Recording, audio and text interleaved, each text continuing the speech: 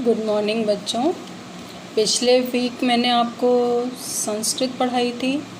इस हफ्ते मैं आपको हिंदी पढ़ाऊंगी। हिंदी में आप पढ़ रहे हैं बाल महाभारत कथा। तो बाल महाभारत कथा में इससे पहले आपने भीम की कहानी पढ़ी थी कि कैसे मुश्किल परिस्थिति में दुर्योधन के कुचक्र से बच करके वो किसी तरीके से लौट करके आ गया और शक्तिशाली होकर के लौटा। ये बात हमें क्या शिक्षा देती है कि हमें हमेशा चाहे कितनी ही विपरीत परिस्थितियाँ क्यों ना हो सजग रहना चाहिए और अपनी रक्षा स्वयं करनी चाहिए। उसके लिए एटलीस्ट हमें प्रयास करना चाहिए। ये बात आज के परिप्रेक्ष्य में भी बिल्कुल सही उतरती है। आज भी हमारी सुरक्षा हमारे ही हाथ में है। हम लोग कितनी चीज़ें सुनते हैं कि ज़रा सी गलती, ज़रा सा शौक़, ज़रा सी लापरवाही, ज़रा सी ज़िद हमें कैसे कैसे परिणाम देती है। सिर्फ हमारा ही नुकसान नहीं करती है, हमारे देश का भी नुकसान करती है। तो इन बातों का हमको हमेशा ध्यान रखना चाहिए। और जो अपनी जान पर खेल करके हमारी रक्षा कर रहे हैं, नहीं रक्षा कर रहे हैं तो हमारे लिए कुछ काम कर रहे हैं, अपनी जान दांव पे लगा रहे हैं, हमें उनका सम्मान करना चाहिए। उनके प्रयत्न, उनके प्रयासों को व्यर्थ नहीं जाने देना चाहिए। कम से कम अपना कर्तव्य तो निभाएं। बाकी तो हमारे हाथ में नहीं है, बाकी दूसरे लोग देख रहे हैं, लेकिन हमें अपने कर्तव्य का पूरी निष्ठा लगन से पालन करना चाहिए। अब इसमें आपने जो महाभारत की कथा में भीम की कहानी पढ़ ली, आज हम लोग पढ़ेंगे किसकी? कर्ण की कहानी। ये जब कर्ण की कहानी शुरू होती है तो आपको पता है कि दो वंश एक तरीके से चल रहे थे, कुरुवंश और पांडव। कुरुवंश चल रहा था और उनके दो पुत्र कौरव और पांडव ये चल रहे थे। या शायद ऐसे भी नहीं कहना चाहिए, कुरुवंश में राजा पांडु की मृत्यु हो चुकी थी। धृतराष्ट्र उनका राज्य संभाल रहे थे उनके बिहाफ पे। राजा धृतराष्ट्र के जो पुत्र थे वो कौरव थे, संख्या में 100 कहे जाते हैं। और राजा पांडु के जो पुत्र थे वो पांडव थे, संख्या में 5 कहे जाते हैं। इन दोनों के राजकुमारों की शिक्षा दीक्षा का प्रबंध हस्तिनापुर में चल रहा था। और जब इनको शिक्षा दे दी गई, सब राजकुमार बिल्कुल युद्ध विद्या में प्रवीण हो गए, पारंगत हो गए, अस्त्र शस्त्र चलाना सीख लिए, तब उनका एक शो रखा गया। एक बड़े से मैदान में पूरी जनता के सामने दिखाया गया कि हमारे राजकुमार कितने कुशल हैं, कितने प्रवीण हैं, कितनी अच्छी शिक्षा इनको दी गई है और कितनी अच्छी शिक्षा इन्होंने प्राप्त करी है। तो इसके लिए बहुत भारी समारोह था उस बड़े से मैदान में।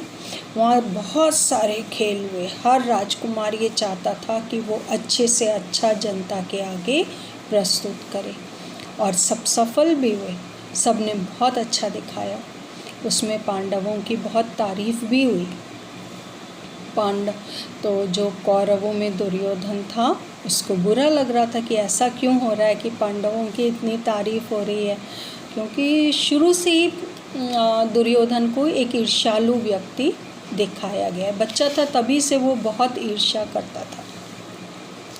तो फिर क्या हुआ कि इसी समारोह में जब ये समारोह लगभग ख़त्म हो रहा था, देर हो चुकी थी, उस समय वहाँ पर एक व्यक्ति आया और उसने कहा कि मैं अभी इसमें जो लाइन है वो ये है कि तेजस्वी युवक मस्तानी चाल से आकर अर्जुन के सामने खड़ा हो गया वह युवक और कोई नहीं, अधिरथ द्वारा पोषित कुंती पुत्र कर्ण ही था, लेकिन उसके कुंती पुत्र होने की बात किसी को मालूम नहीं थी। मतलब जब अभी खेल ख़त्म होने वाला था, लेकिन चल रहा था, ख़त्म होने वाला था, ख़त्म नहीं हुआ था, उसी समय एक वीर रौबेला युवक आके अर्जुन के सामने खड़ा हो गया। और वो कौन था? अधिरथ का पुत्र कर्ण था। और वास्तव में तो वो कुंती पुत्र था, लेकिन ये बात कोई भी नहीं जानता था।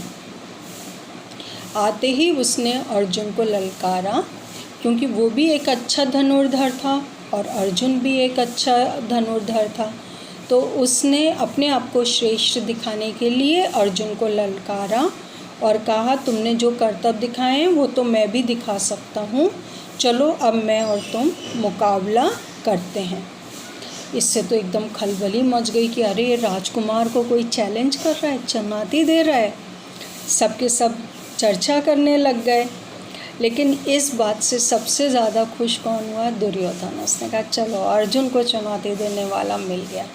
उसने तुरंत लपक के उठा और उसे अपना मित्र बना लिया। किसको? कर्ण को। तो कर्ण बोला, मैं अर्जुन से युद्ध करना चाहता हूँ और आपकी मित्रता। किसकी मित्रता? दुर्योधन की मित्रता चाहता हूँ। अर्जुन भी गुस्सा हो गया, बोला कि ये बिना बुलाए कैसे आ गया? इस सभा में तो राजकुमारों की सभा थी, इसको यहाँ किसी ने बुलाया ही नहीं था, तो ये यहाँ क्यों आ गया है? लेकिन अब कर्ण तो आ ही चुका था और चुनौती भी दे चुका था। तो बोला, अर्जुन, ये उत्सव केवल तुम्हारे लिए नहीं है, सभी प्रजाजन भी आए हैं, इसलिए डींग मत मारो और मेरी चुनौती को स्वीकार करो। इस तरह से दो दल बन गए। कुछ लोग अर्जुन को बढ़ावा देने लगे और कुछ लोग कर्ण को। और इसी तरह पूरी जनता में ही इस तरह का बंटवारा सा हो गया। तो कृपाचार्य उठे और उन्होंने कहा कि ये बताओ कि तुम हो कौन, क्योंकि ये सभा तो राजकुमारों की है और वीर अर्जुन तुम्हारे साथ द्वंद्व युद्ध क्यों करे? तुम पहले अपना परिचय तो दो। तो जब ये हुआ, कुल का परिचय देने की बात आई, तो कर्ण का सिर झुक गया, कर्ण चुप हो गया। तो दुर्योधन खड़ा हो गया, बोला बराबरी की बात है तो मैं ही कर्ण को राजा बना देता हूँ, अंग देश का राजा। और उसने वहीं पे उसका राज तिलक कर दिया, अंग देश का राजा बना दिया। कर्ण जब राजा बन गया तभी वहाँ पे अधिरथ पहुँचा। अधिरथ कौन था? वो पिता जिसने कर्ण का पालन पोषण किया था, व्यवसाय से वो सारथी था। तो वो पहुँचा तो कर्ण ने झुक करके उनको प्रणाम किया, उनका आदर किया, उनके आगे सिर झुकाया और अधिरथ ने भी उसको गले से लगा लिया। तो कब से अर्जुन के साथ युद्ध करने के योग्य हो गए, ऐसा कौन कहने लगा? भीम हंस पड़ा था और उसने कहा, अरे तुम तो सारथी के बेटे हो, तुम क्या अर्जुन के साथ युद्ध करोगे? ये देखकर सभा में खलबली मच गई और सभा विसर्जित हो गई। मशालों और दीपकों की रोशनी में सभा का विसर्जन हो गया। इस प्रकार जब सभा विसर्जित हो गई तो फिर सब लोग लौटने लगे। कुछ अर्जुन की जयकार कर रहे थे, कुछ कर्ण की जयकार कर रहे थे और कुछ दुर्योधन की जयकार कर रहे थे। इस तरह से ये पहली कहानी थी कर्ण की, उस उत्सव की। उस उत्सव में आकर के अर्जुन को चुनौती देने की, दुर्योधन के द्वारा कर्ण को अंग देश का राजा बनाए जाने की, कर्ण कुंती का पुत्र है ये बात बताने की, और फिर बिना चुनौती मतलब बिना सामना हुए सभा के विसर्जित हो जाना। ये आपकी क्या हुई? पहली कहानी। इसके बाद आती है दूसरी कहानी। इस घटना के बहुत समय बाद एक बार इंद्र को लगा कि कर्ण तो सूर्य पुत्र है और कवच और कुंडल के साथ पैदा हुआ है, तो ये मेरे पुत्र अर्जुन को किसी न किसी प्रकार से नुकसान पहुंचा सकता है। तो वो एक दिन ब्राह्मण के वेश में आए और कर्ण से उनके जन्मजात कवच और कुंडल मांग लिए। जो कवच और कुंडल थे ना, उसकी खाल से जुड़े हुए थे। जैसे हम बड़े होते जाते हैं तो हमारा शरीर बड़ा होता जाता है, ऐसे ही वो कवच और कुंडल भी बढ़ते जा रहे थे, उसी के साथ थे, उसके शरीर के साथ थे। और कर्ण ने, चूँकि इंद्र ने वो दान में मांगे थे, तो उन्होंने अपने शरीर से निकाल के वो कवच और कुंडल इंद्र को दे दिए थे, क्योंकि उनको लग रहा था इंद्र को कि अर्जुन पे विपत्ति का कारण कर्ण बन सकता है, तो उसे कमज़ोर करने के लिए उन्होंने ये किया था।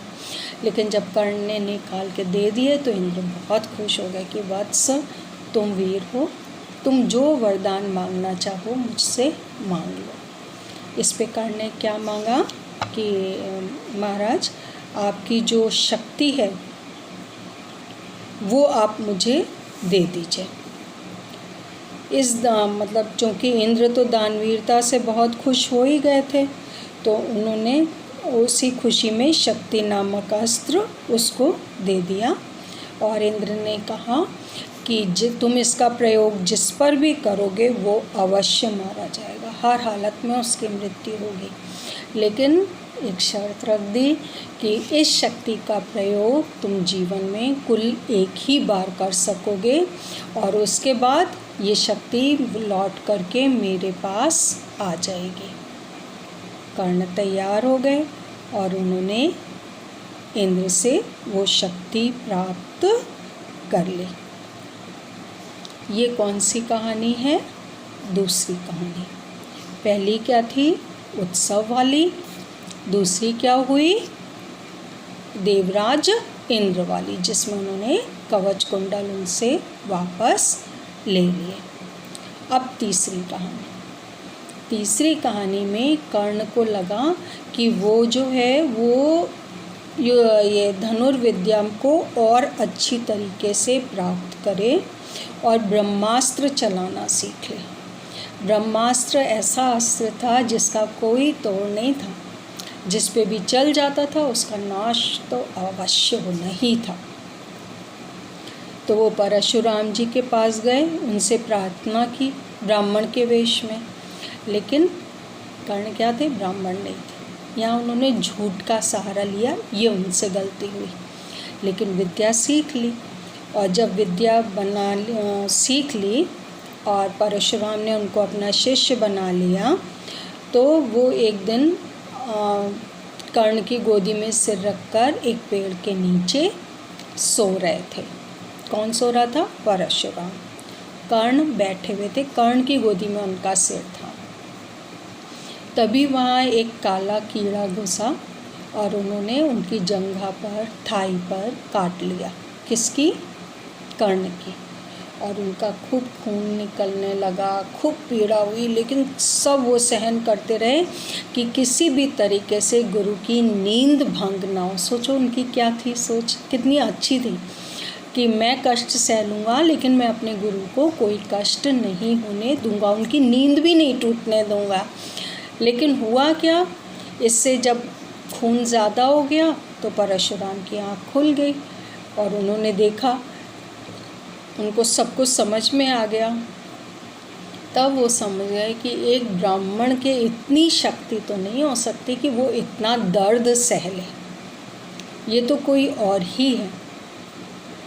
तब उन्होंने क्या किया, परशुराम ने, वो नाराज़ हो गए और बोले सच बताओ तुम कौन हो।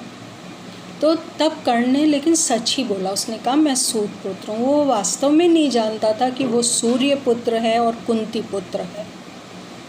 तो जब उसने कहा कि वो सूत पुत्र है तो इससे वो गुस्सा हो गए और उन्होंने कहा जो विद्या तुमने मुझसे सीखी है वो अंत समय में तुम्हारी किसी भी काम नहीं आएगी, जब तुम्हें उस विद्या की बहुत ज़रूरत होगी। किसकी? ब्रह्मास्त्र। क्लियर?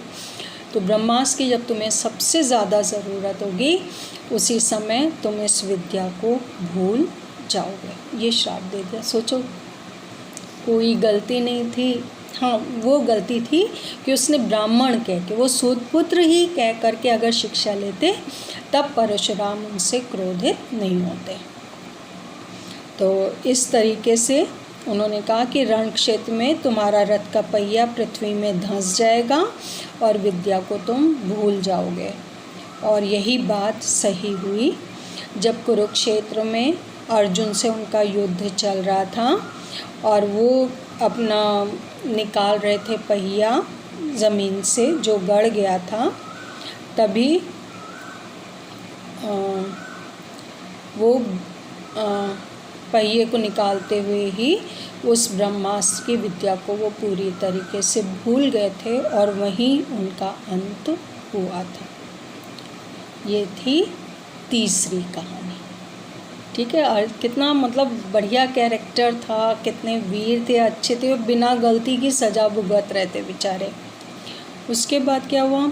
कुरुक्षेत्र के युद्ध में भीष्म तथा आचार्य द्रोण के आहत मतलब चोट खाने के बाद दुर्योधन ने कर्ण को ही कौरव सेना का सेनापति बनाया और कर्ण ने अद्भुत योग्यता से सैन्य संचालन किया। और जब वो पहिया निकालने लगे अपने रथ का, तभी अर्जुन ने उनको मार दिया।